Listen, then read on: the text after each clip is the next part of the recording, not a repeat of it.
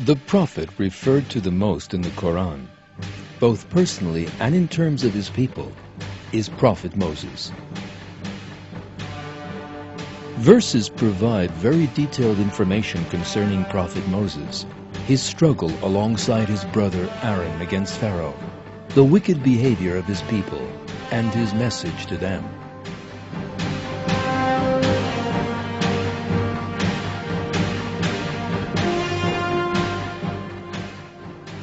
And there is a miracle that has come down from the time of this blessed prophet to the present day, the Ark of the Covenant.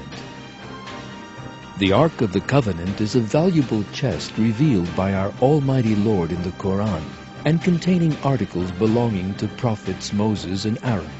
It is revealed in verses that this chest is a sign from God, endowing believers with peace and a sense of security. For these reasons, Christians, Jews, and Muslims have all made great efforts to locate it. Yet it has been lost since 587 BC. As can be seen from the hadiths of Prophet Muhammad, may God bless him and grant him peace, the Ark will be rediscovered in the end times. There is something else very special about the Ark.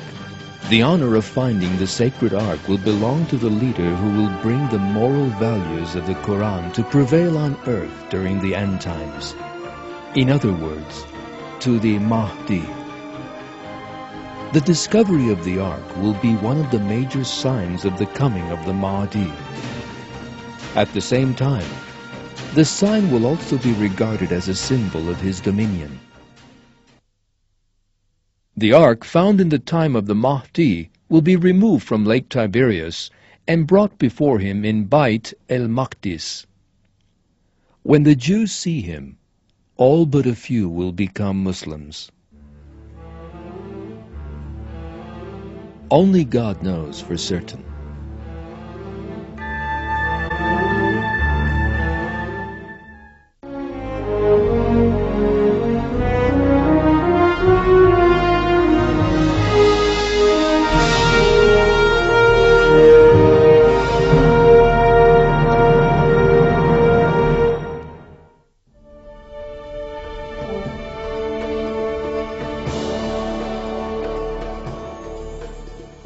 Let us now go back in time a few thousand years and have a brief look at the period when the Ark of the Covenant first appeared.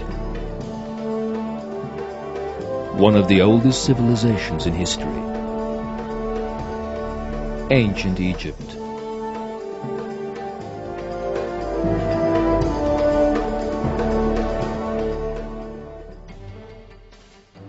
One religion dominated Egypt in the time of Prophet Moses. It was a pagan religious creed inherited from previous Egyptians' ancestors. There were numerous false deities in that religion. At the head of the state was a cruel ruler who, according to the precepts of his ancestral religion, declared himself to be the greatest deity of all, Pharaoh.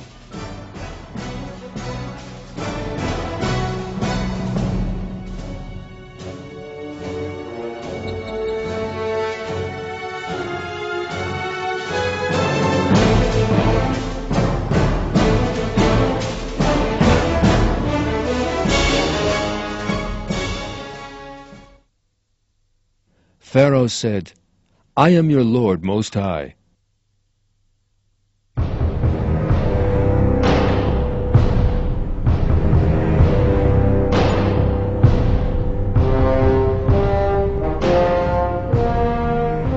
Pharaoh and his inner circle had literally enslaved the children of Israel.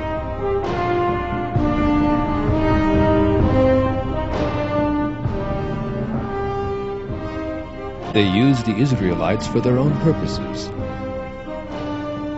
People were enslaved and tortured, and male children killed for no reason, simply on grounds of racial difference.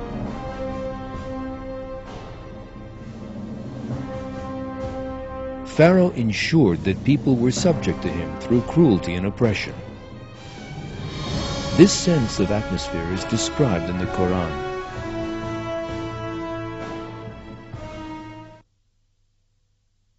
Pharaoh exalted himself arrogantly in the land and divided its people into camps,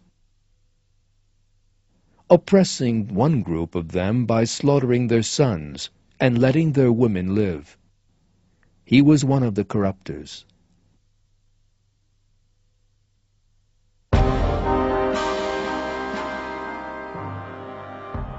It was in such a climate as this that God sent a messenger to do away with this cruelty and oppression, to remind people to serve only our Lord, the sole ruler of the universe, and to free the Israelites. Prophet Moses. The life of Prophet Moses, who waged a divine struggle from the moment of his birth to his very last breath, is full of a great deal of good counsel. Immediately after his birth, he was placed into a chest by his mother and abandoned to the waters in order to save him from the cruelty of Pharaoh. But a miracle took place. Prophet Moses was found and adopted by Pharaoh's wife and taken to the palace to be raised. After reaching adulthood in the palace, he left Egypt.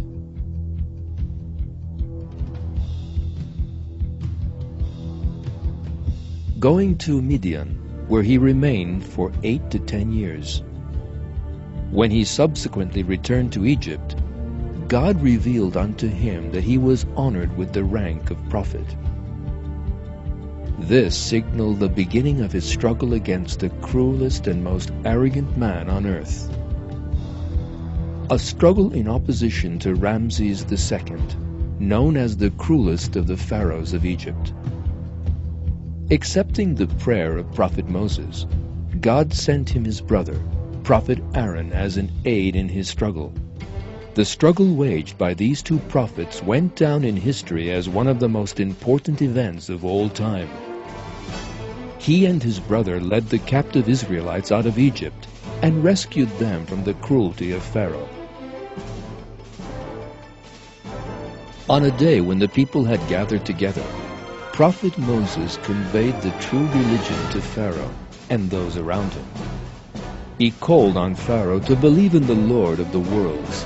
The sorcerers among Pharaoh's elite believed in Prophet Moses, but Pharaoh grew proud and persisted in his denial. After many exploits, Prophet Moses and Aaron gathered up the Israelites and left Egypt.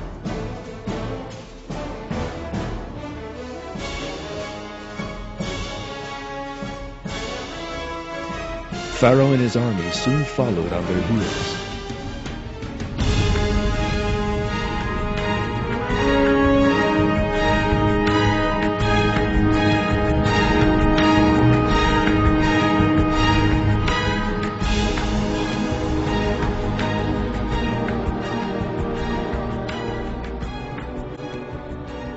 Pharaoh and his troops were close behind, and it seemed that there could be no escape.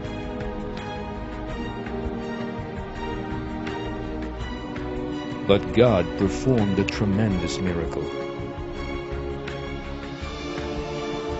He commanded Prophet Moses to strike the sea with his staff, and the waters divided in two.